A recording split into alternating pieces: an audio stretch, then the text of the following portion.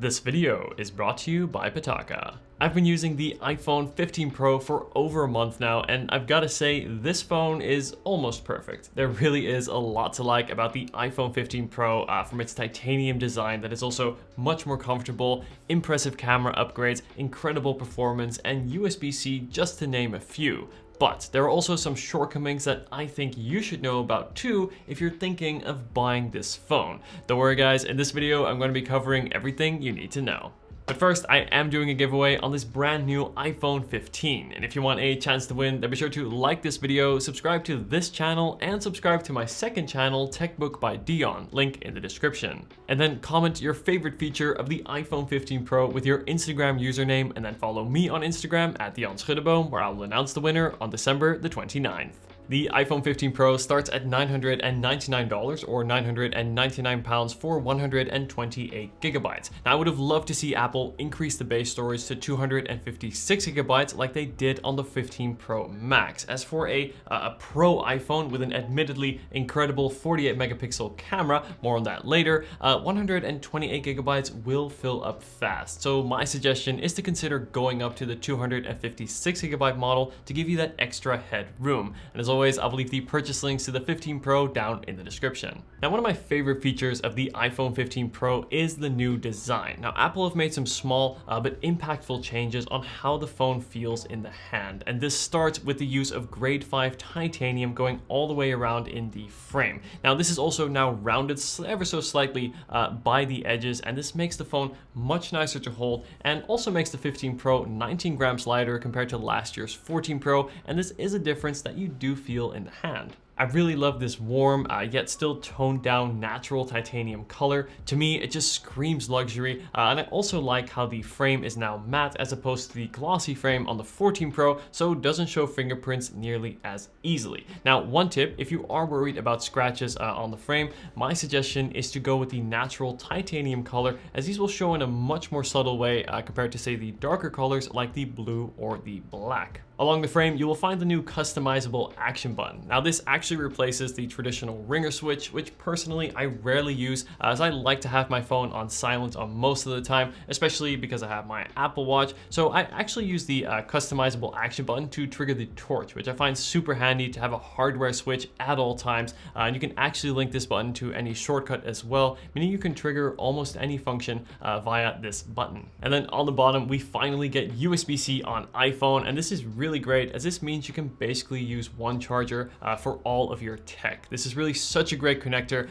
you can almost call it universal. On the front, the 6.1-inch OLED display is truly excellent. Colors really pop without overdoing it, and then finer details like small text are easy to read, and I really like the 2000 nits of brightness, which means the screen is visible no matter how bright the sun. Additionally, one of the big features that the 15 Pro offers that you won't get in the regular iPhone 15 is that 120 Hz refresh rate on the display. And this makes everything you do feel buttery smooth. And the refresh rate is also variable, meaning it can go all the way down to 1 Hz if, say, you're on a static image to preserve battery, which still isn't the best though, but we'll talk more about battery in a sec. The bezels surrounding the display are now even thinner, and this somehow makes the phone feel even more modern, especially when compared to last year's iPhone 14 Pro side by side. On top, we still get the dynamic island, which lets you easily see app info like directions or quickly switch between apps. I found it a genuinely useful feature to have, and of course the dynamic island also houses Face ID, which remains to be the best face unlock in any phone.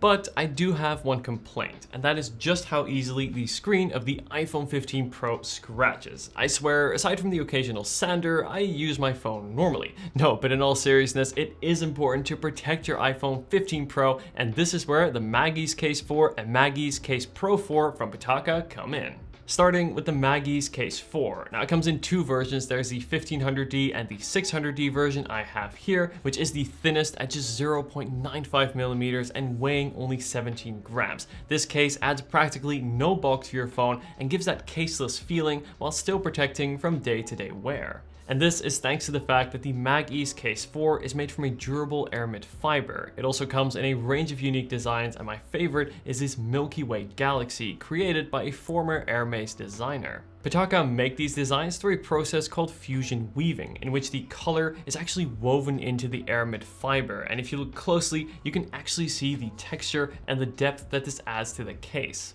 Now for some serious drop protection, you'll want the Mag-Ease Case Pro 4. Now this is made using a unique manufacturing process called 3D injection molding labeling, which connects two materials, the TPU and the aramid fiber. And this gives the best of both. You get the rigidity of the aramid fiber and the impact absorption of the TPU, enabling all-around military-grade drop protection, and yet even with all this protection, the case is not bulky and still really comfortable, unlike most other protective cases. Whether you're looking for a durable, thin and light case or for military-grade drop protection without compromising on style, I would say look no further than the Mag-Ease Case 4 and the Mag-Ease Case Pro 4 via the links in the description. The 15 Pro features a triple lens camera system, including a now even bigger 48 megapixel main angle camera, and this is to enable even larger 24 megapixel photos, which is double the 12 megapixels of the previous 14 Pro. Photos from the 15 Pro are outstanding. The color profile is true to life, yet colors still pop, and the super high dynamic range retains detail even in the darkest and brightest parts of the frame. And in selfies, skin tones are natural without brightening or adding artificial smoothing like many others do.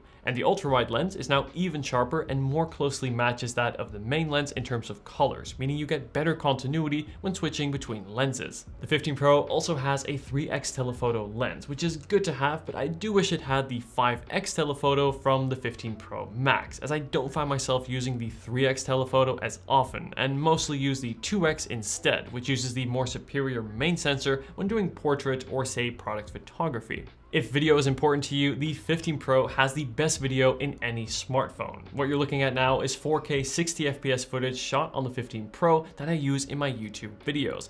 Focus, exposure, and white balance are all spot on and adjust smoothly as the lighting changes, something no other smartphone does as well. What is also cool is in photos, you no longer have to choose between taking a normal or portrait mode photo. Since the 15 Pro captures the depth data, you can turn any photo into a portrait photo and even adjust the focus point after taking it. Pretty cool. The 15 Pro is powered by Apple's A17 Pro chip, and this is the first 3nm chip in any phone. And in benchmarks, the A17 Pro is around 20% more powerful, both in CPU as well as GPU performance when compared to last year's A16 chip. In day-to-day use, like launching apps or switching between apps, the 15 Pro is super fast, and I also really enjoy using iOS 17's new interactive widgets, as well as standby mode while working at my desk.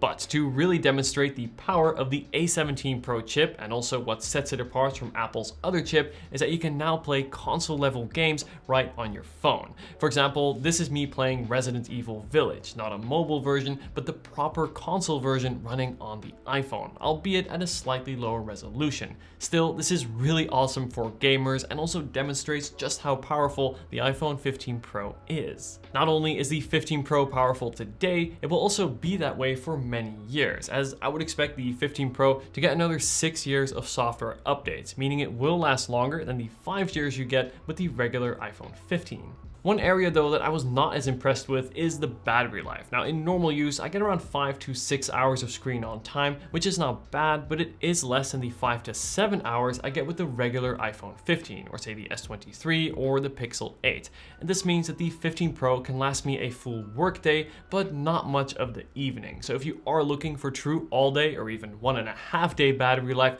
go for the larger 15 Pro Max or the 15 Plus. What is neat though is that the iPhone 15 Pro's USB-C port is capable of faster data transfer speeds than the regular 15, and this is great if say you're moving large video files often. And of course the 15 Pro still has MagSafe. While this is not new, this is something I really enjoy having, especially for docking my phone to easily charge or say to add accessories like a wallet.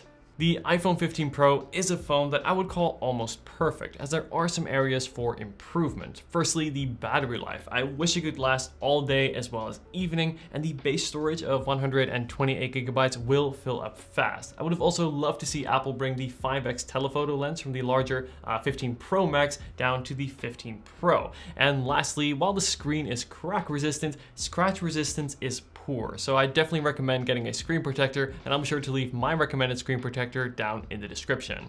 Still, these gripes are relatively small when compared to all that the iPhone 15 Pro has to offer. The ergonomic titanium design is an absolute pleasure to use, and content on this OLED display looks amazing. Plus, you also get amongst the best camera system on any smartphone, and the A17 Pro chip inside is not just powerful today, but will be so for many years to come. Plus, the USB-C port on the bottom is also great for future proofing.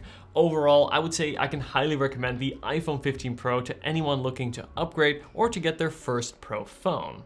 However, if you are looking for an even better value option, then the regular iPhone 15 may be worth considering too. To learn more about my thoughts on that phone, be sure to check out my iPhone 15 review on screen right now. Thank you so much for watching, guys. Let me know if you have any questions, and I'll see you in the next video. Take care.